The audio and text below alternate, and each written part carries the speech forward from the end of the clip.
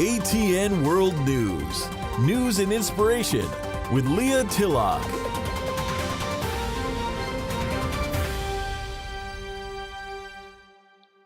Hello and welcome to ATN World News. I'm Leah, and it's great to be with you, the audience around the world. Today we're with an ATN World News teammate, our friend Richard Shaw. You know, Richard Shaw is a great film producer. You've known a lot of his works like The Watchers and the Torah Code, and he's done so much more than that. Today is an interesting topic. What's trending on Netflix today is a movie called Patient 17, and it's about someone who'd received a weird kind of chip implant. Um, this happens more often than what you know. This is happening to a ton of people. They're having a chip implant. It shows in x-rays. They can hear it when they put sound waves over it. The machines that they have today, some people receive pain from it at certain times, and there are certain doctors, very few, that will take it out. It has been analysis on it. Doesn't look like it's necessarily anything that would be created here. It's amazing when you get into it. But the person who really started that with Patient 17, who the program calls Emil, was a friend of Richard Shaw's, and Richard helped him by introducing him to Dr. Lier, who at the time was taking this out of patients. So, with all that info, I'm going to say good afternoon, Rick. Well, good afternoon, Leah. It's really a pleasure to be with you today. Thanks for inviting me on your show.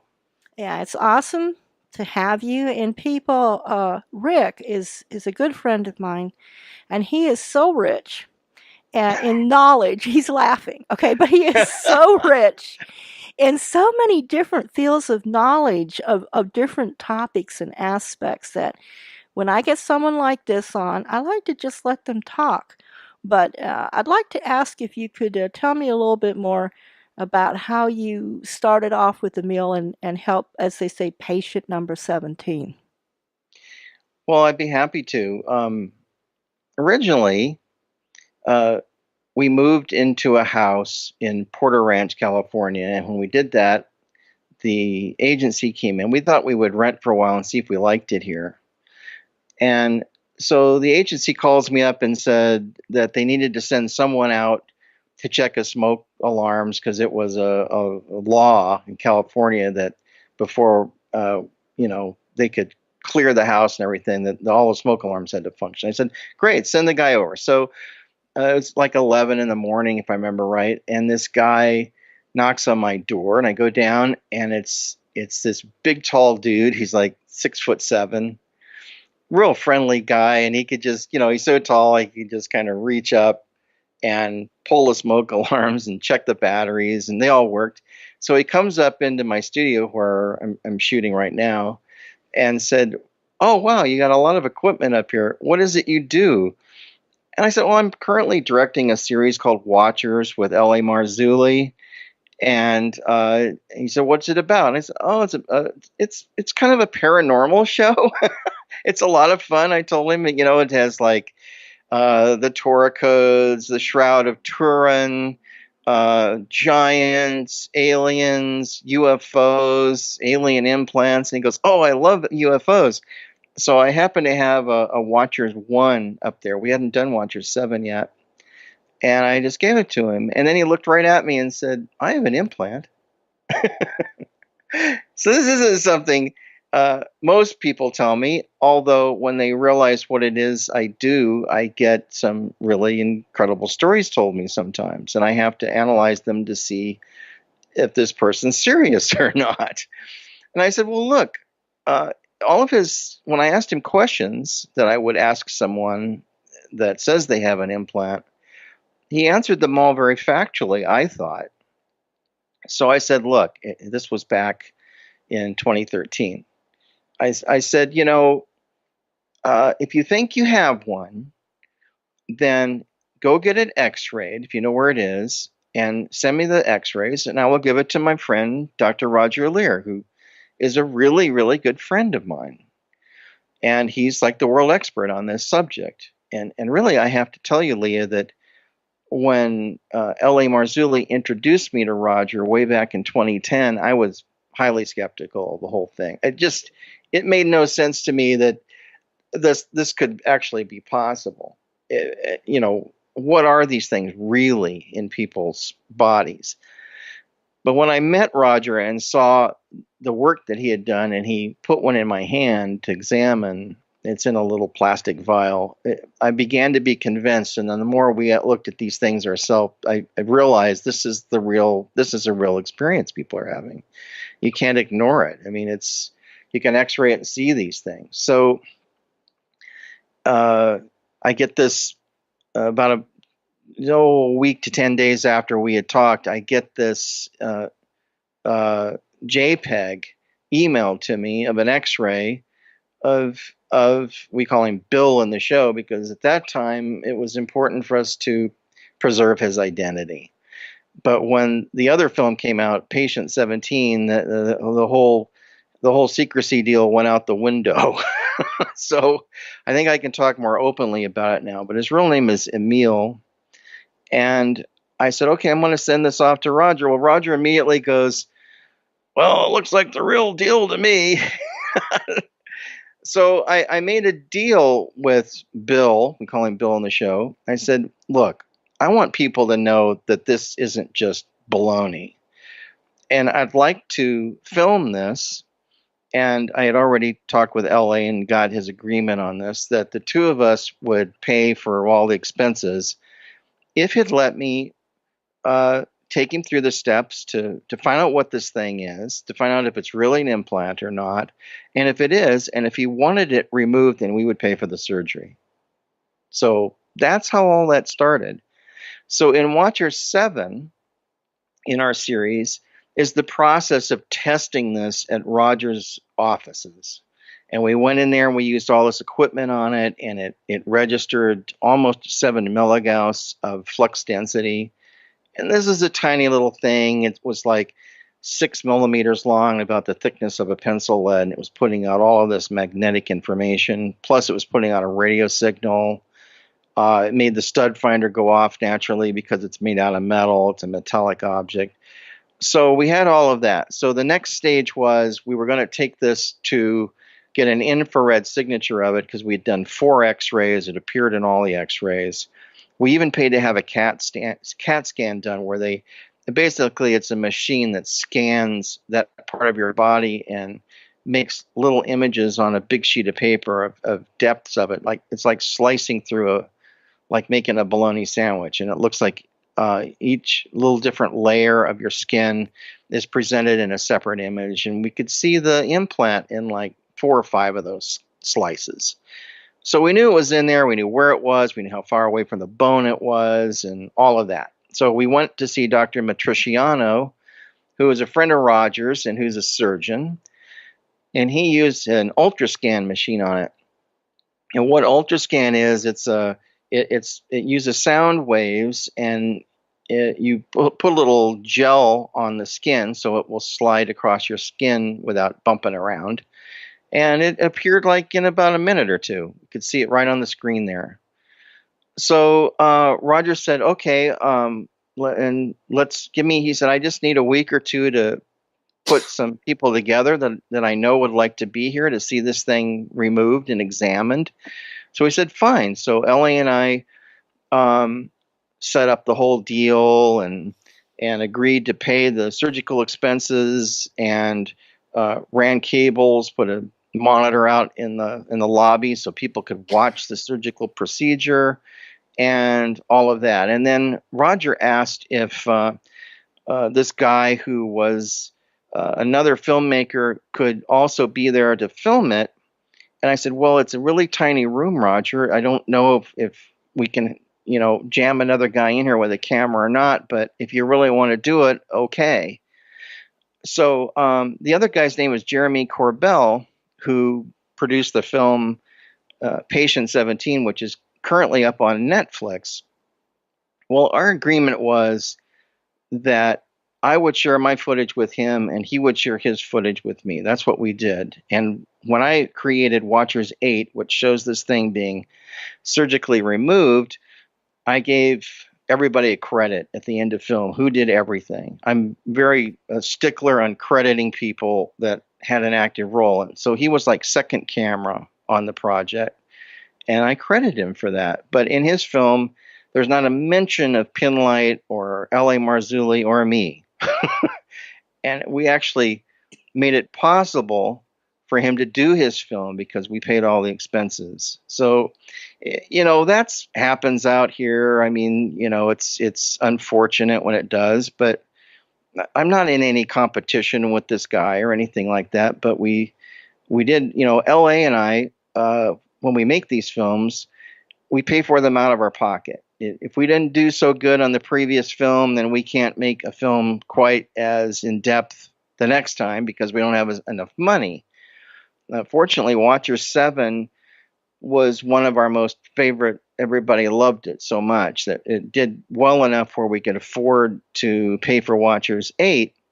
But right at that point, when we were doing Watchers 8, we lost 3 of our distribution partners. One of them passed away, and the other 2 had reorganizational problems. So Watchers 8 was kind of a lost leader for us, but I'm glad we did it anyway because it has a lot of really incredible information, including the surgical removal procedure of taking the implant out and then testing it at the lab, which we also paid for, by the way. So that's all about the implant, Leah, unless you have any other questions about which I'm happy to answer. Well, excuse me. I've been coughing. I'm going, oh my goodness, this is a nightmare. I'm coughing. I'm having some kind of cough. So let me say this. When the scientist, who was also a patient himself and had a couple of implants removed, Steve, but still has one implant that's more in the brain, he has several implants that he studied. It was documented that it had like far more than 20 components in this chip, and that if he had the money, he could study even further. Which chip are you referring to? The one that was taken out of Emil.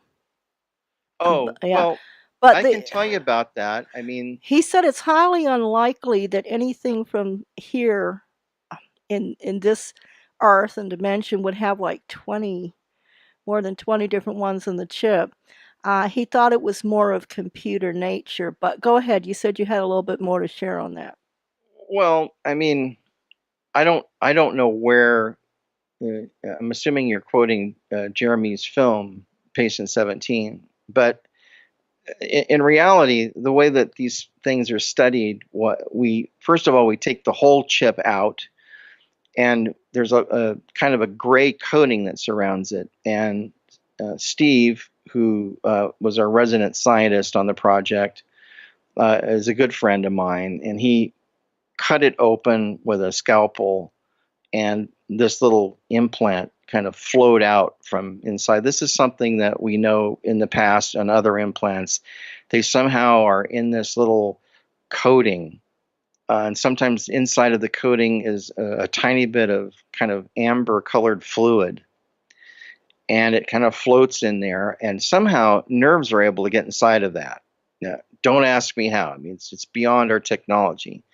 So then we take that implant itself, and we put it on a piece of, it's really kind of like double sticky conductive tape that fits on a post that's made out of aluminum, and that goes into the SEM, the scanning electron microscope, into a chamber.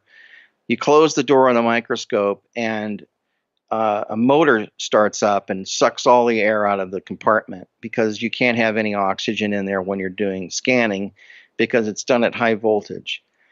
So the first thing we see when we look at it is the whole implant. And it was kind of a weird looking, kind of a boomerang shaped little object, very of a crystalline nature. It was metallic.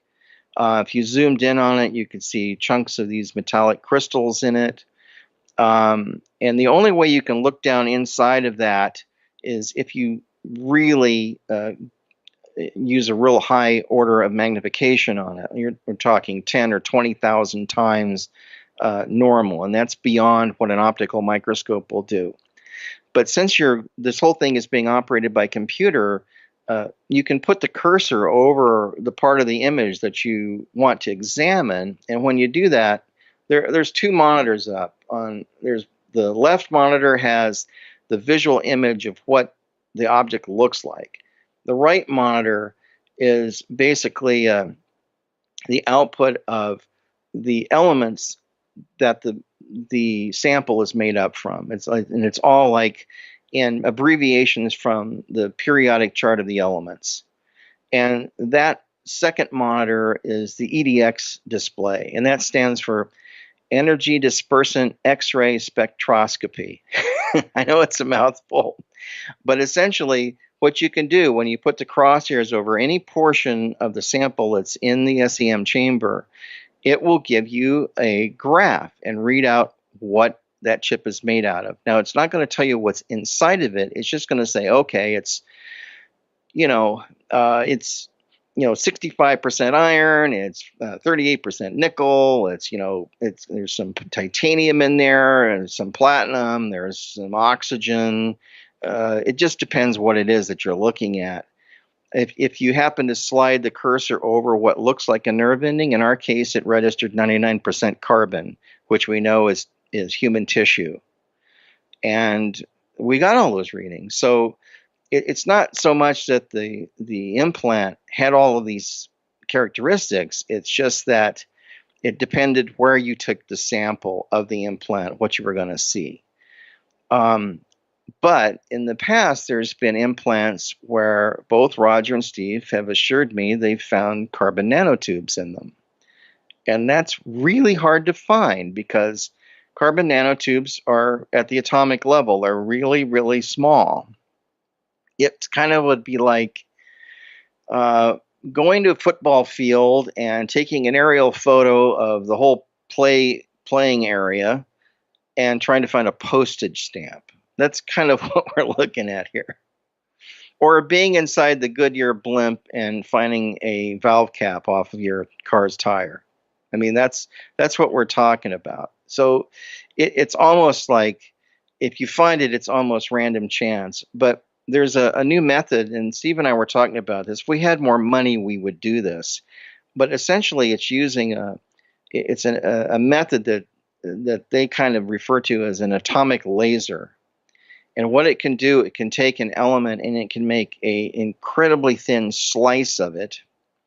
And then you put that in a solution of acid, and the acid eats away all of the metal and leaves whatever's left. And if what we think it would show us is a network of carbon nanotubes, carbon nanostrings, and maybe buckyballs or whatever else that's in there, both conductive and semiconductive components that are used to make some kind of a device. And we think that that's what these implants have inside of them, is basically a three-dimensional computerized network of components that are so small that even when you just use an SEM, it's incredibly hard to find. Does that make any sense to you, Leah? Well, I'll tell you what. This, I know this is highly technical, but yeah, but that's really what we've been talking about. We're really nerdy people, I guess. No. What you say makes sense to me. Look, it says, the scripture says, the end of days, as it was in the days of Noah, so shall also the coming of the Son of Man be. There's all kinds of weird stuff happening in Noah's day, hybrids made from demons and humans. All kinds of things. The veil is lifting between this world and the next, between demonic activities. I think the Great Delusion is being set up, but people are being chipped.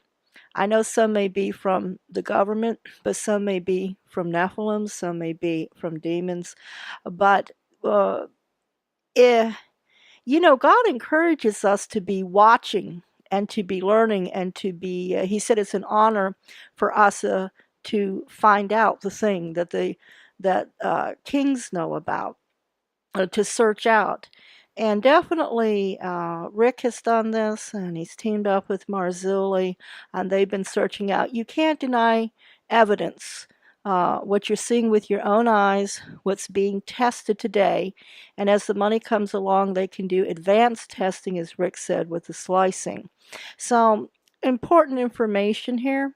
I think it ties in spiritually with scripture that we talk about today for the end of days, and I think that it's got the intelligence of science on it. And so I think Rick spoke it very well. And Rick mentioned that he was going to bring up a few more items. And I think that gross surgery on the back of you might be freaking out my audience. You may want to take the video and move it a Oh, little it's the further surgery on. of the. It's I'm the just surgery. I just think people gonna be staring at like, oh my gosh, look at that leg. No, I mean you may take the video and push it a little bit further down the line, and then go ahead and talk to us about. You said you got some new things that you're doing and stuff's going on, so I'll Oh, let yeah. you have Well, at just it. briefly, I just wanted to get a plug in for our latest video, and probably the last watchers will ever do. I really like this film because it's the best of watchers. It's everybody's favorite segments from the 14-hour series itself, and including what I was able to do is like for the implant story. The implant story originally was in Watchers 7 and 8, and it bridged both of those films. So you'd have to buy both movies to see the whole story. Well, I combined them in the Best of Watchers, so it's just one segment. You can watch it now all the way through.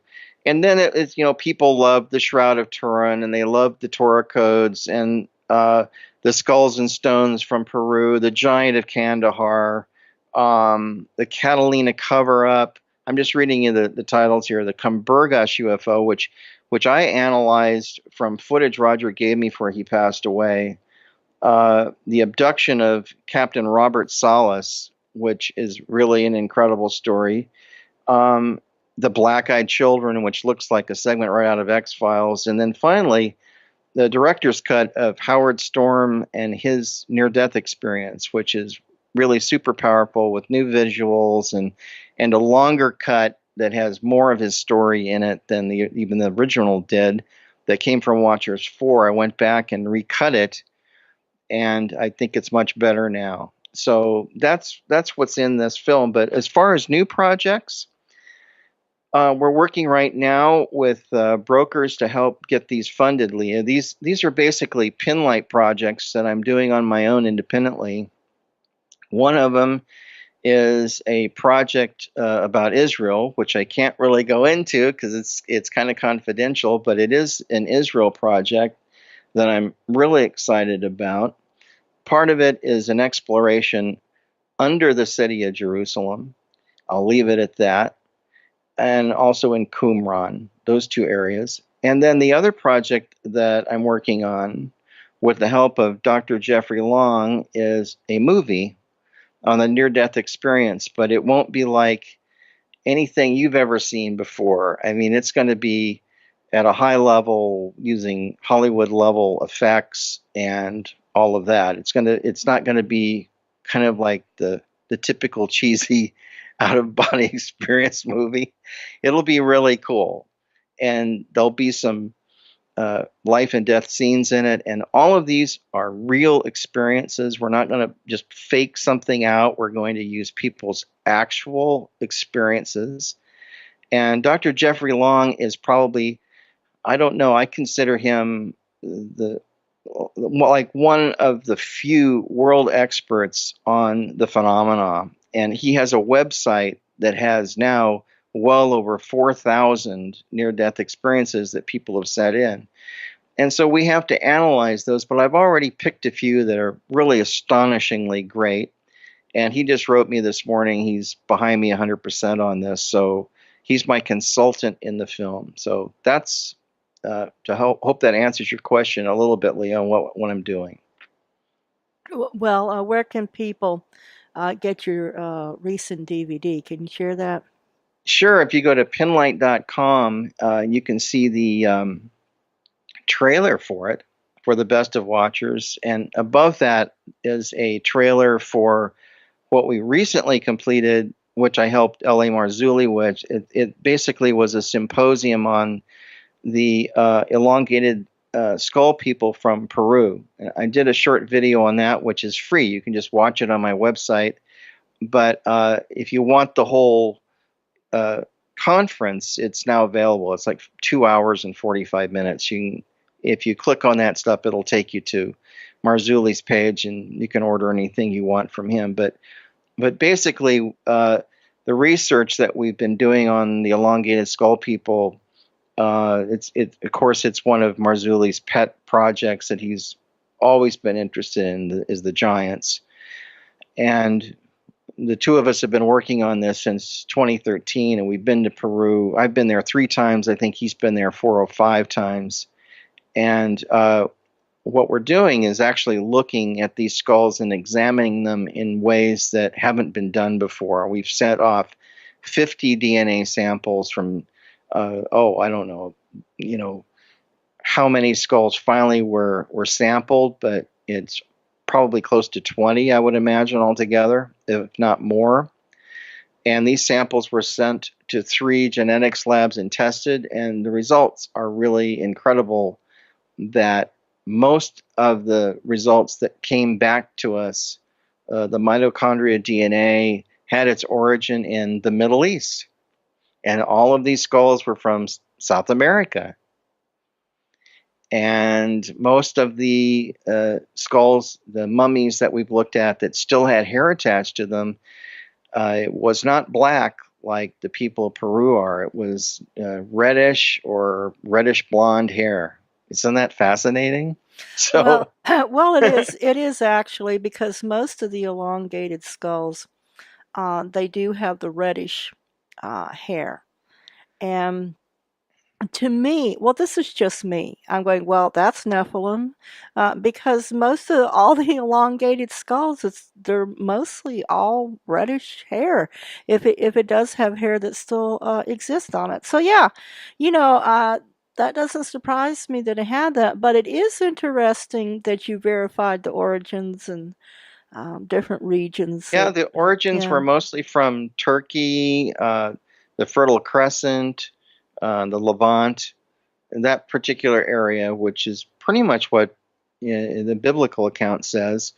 But we also didn't find evidence of giants per se, but we did find these heads that are just huge and enormous. In fact, I was able to actually film one of the largest skulls in the world at the Ica Museum. They actually took it out of its case for me, and they let me film what I wanted to do. And what we've discovered through some of our contacts,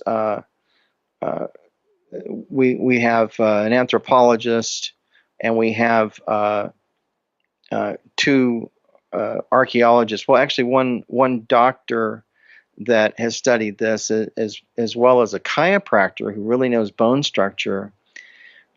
Here's what I thought was interesting, Leah, and I don't want to exceed our time here, but what's really fascinating is that the scientific community would have you believe that all of these skulls were created because of cradle headboarding, which they put an infant on a piece of wood and they smash its head, with a clamp. And they do this for 2.5 to 3 years to get the skull to expand.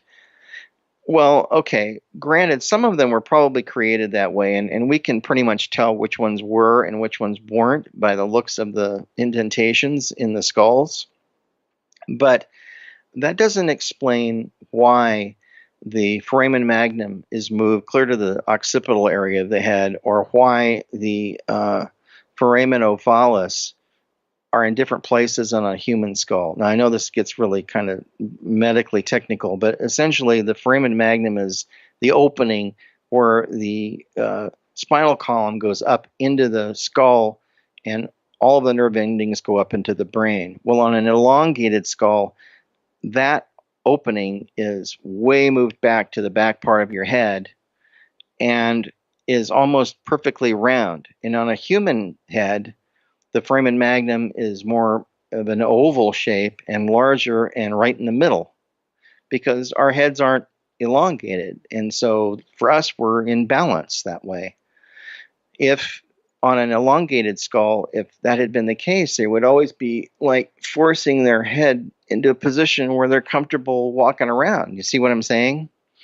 So there's that. And we've known about that for some time, but Dr. Warren came up with some really intriguing information at this conference where he said that it's the foramen ovalis that he thought was interesting. Now, what that is, the foramen ovalis are these little openings, like at the bottom of the skull where all of this kind of rough bone segments are. There are tiny openings, and that's where nerve endings and blood vessels go up through to get into your cheeks and the musculature around your face and all of that. And on a human skull, those particular openings usually don't exist. But on the elongated heads, there's more of these openings to nourish the tissue on the face of the elongated skull people. It's completely different, and just squeezing someone's head on a board isn't going to create more openings in the bottom of the skull where you can't get to it. And plus, if you were trying to move the foramen magnum to the back of the head, both doctors said you would kill the patient, because then you would be clamping off the life-sustaining force between the spinal column and all of the nerve endings and all of that. You'd be pinching that, and the person would die. So that's the latest thing, which I think proves without a shadow of doubt that these people this is a genetic situation. They're hybrids of some sort. And what we're trying to do now, our next move, is to try to get nuclear DNA. Right now, we can only pull mitochondria DNA because of the age of the skulls. The nuclear DNA is too degraded to pull it in a genetics lab. So we would need a whole lot more bone tissue in order to do that. So what we're trying to find is people that might have in their family a skull that has been brought up from Peru. And there are people that have them. I'm really amazed. I mean, one of the largest skulls we've seen was in Oregon, and it was brought up back in the 30s by a guy who was really interested in this. He bought it and took it home. In those days, you could do stuff like that. Well, now you can't do that. So if there anybody out there, by the sound of my voice, that own one of these things and wouldn't mind letting us do sampling, DNA sampling, or selling it to Marzulli so we can send the whole thing up to the lab, we might actually be able to pull nuclear DNA from it, because we would have more of a sample to work with. So that's where we are right now, Leah. Well, I tell you what, there's never a dull moment in Richard Shaw's life, is there, Richard? Yeah, people say I'm pretty weird, but it's just, this has been my life the past 7 years of all this really intriguing kind of scientific stuff. Well, it's definitely not boring, and you're helping to bring out a lot of facts that can be dealt with and can be looked at, and it kind of proves scripture as well. Listen, people, Richard Shaw's going to be back with us on other topics. You can go to his Pinlight website. You can watch videos. You can order things, and if there's anything else you don't see or don't know, you can contact us here at ATN World News. Would be more than happy. We really enjoy having Rick on our team. Rick, I want to thank you so much for being with us today. Oh, it's my pleasure, Leah. Thank you very much. Hope people can get something out of all of this rambling. And if you look at the Best of Watchers, it'll give you a nice overview of the whole 14-hour series in 2 hours and 23 minutes, which is a little easier to, you could do it in an evening with a cup of tea or something. I actually did do it with an organic cup of tea. When I Well, good watched for you. I appreciate that. I watched the whole thing through with organic tea. It was wonderful. But listen, definitely Rick will be back. Thanks for being with us. And until next time, I'm Leah reminding you that God loves you. See you soon.